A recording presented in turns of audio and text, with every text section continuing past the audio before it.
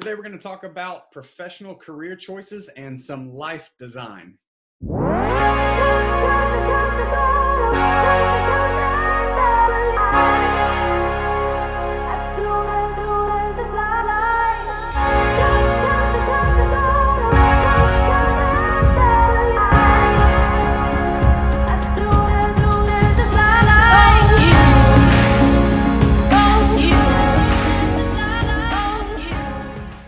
Hi guys, thank you so much for joining me. I'm feeling pretty good today, and so I want to talk to you about something a little bit off topic that I typically don't talk a lot about in my channel. Usually we're talking about startups and how to fund them and debt and equity and investors and loans and strategy and all this other stuff. But sometimes I like to share other messages with you, and today I want to talk about career choices and some life design and share a story with you that just keeps coming up in conversations that I'm having with a lot of folks. So you may have noticed a while back I posted a video. I've been writing my first full book. I've written a few ebooks in the past, but they've never been quite this large, and I'm really close to finishing and wrapping it up. As a matter of fact, yesterday I went past the 40,000 word mark, which is pretty cool and was a great moment for me.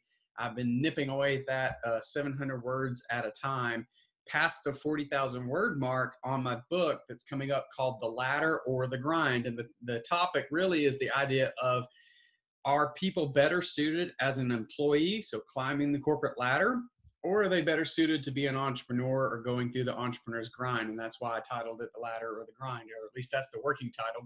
We'll see if it sticks. But I will share some brief information about, or some findings out of the book with you. And then I want to use this opportunity to share a quick story with you and challenge you to think about it. So I've been going through the research, interviewing people who are entrepreneurs, interviewing people who are employees, interviewing people who do a little bit of both, like myself, who have a day job and then run a business on the side. And, just researching it, because the idea behind the book came because I wanted to answer my own question. Am I better as an entrepreneur? Am I better off as an employee? What are the benefits? What are the pluses? What are the minuses? And the overall findings of the book have actually been quite shocking. And one of the main findings in there has been the vehicle that you use doesn't matter as long as you're accomplishing what is your personal mission. And I want to give a big shout out to Cannon Patillo. As part of his interview, that was the biggest finding and the thing that stuck with me the most so far.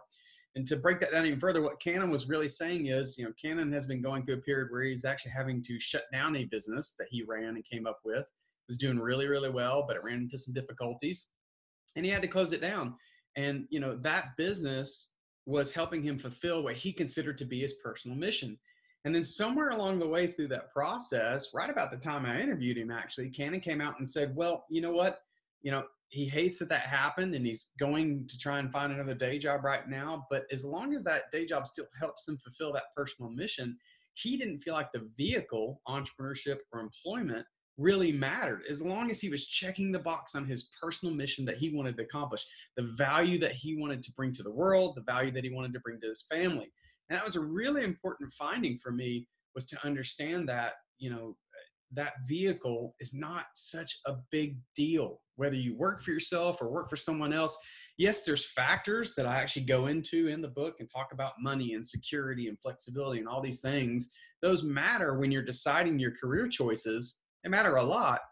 But at the end of the day, what most of the people I talked to in some form or fashion, what they said was, it didn't matter which vehicle they used. Did they work for themselves or work for someone else? That didn't really matter, as long as they were accomplishing what they felt was their personal mission in life and the value they wanted to bring to the world. So that was just a really big point for me. And Cannon actually happens to be part of a mastermind group that I'm part of. Early in the morning, every 2 weeks, we meet before we've all gone about our day. And that happened just yesterday. And I was talking to that group about some personal decisions that I've been making lately to simplify life and just to continue to design my life the way I want it to be and make everything else fit into that, not the other way around. And I shared a story that I had kind of forgotten about, but that I had learned about many, many years ago. And it's the parable of the fisherman. And I don't know if I'm going to do it justice, but I'm going to try my best to tell it to you now. And then I want to encourage you to take that and think about it as it applies to both your professional and personal lives.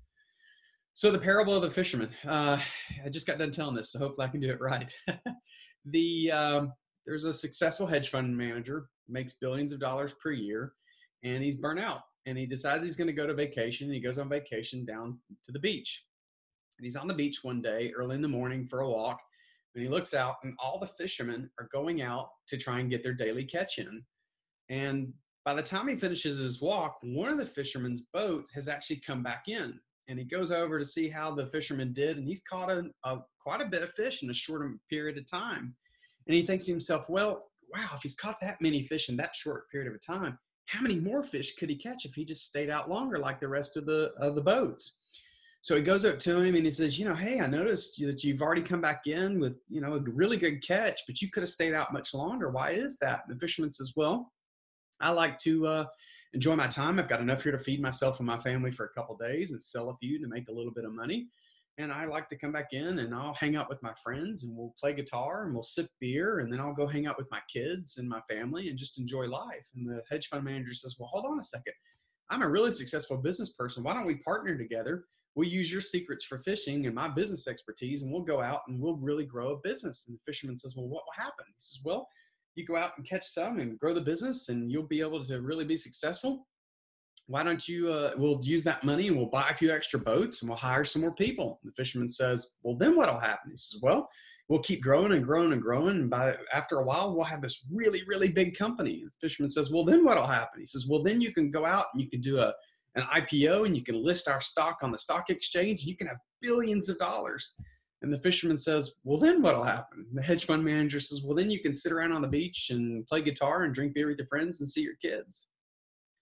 And I hope you get the point, guys. I mean, at some point, how much do you really need? If you have your life designed the way you want it in the first place, the idea of going off and chasing all these things to get to that point may not really matter. Now, your life may not be there right now where you want it from a life design standpoint, but I encourage you to sit down and think about what would that life look like in a perfect world. Michael Hyatt has a journal that I've bought called the Full Focus Planner. And in it, he has you design an ideal week. I would encourage you to design that ideal week and see how close your life is to it right now. Mine is pretty close.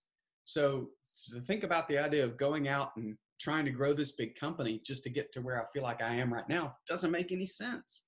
But it may for you. You may not be there yet. You may need to do some extra work, which may be what I just did for 10 years, staying up late at night and early in the morning to grow a side business to make some extra money.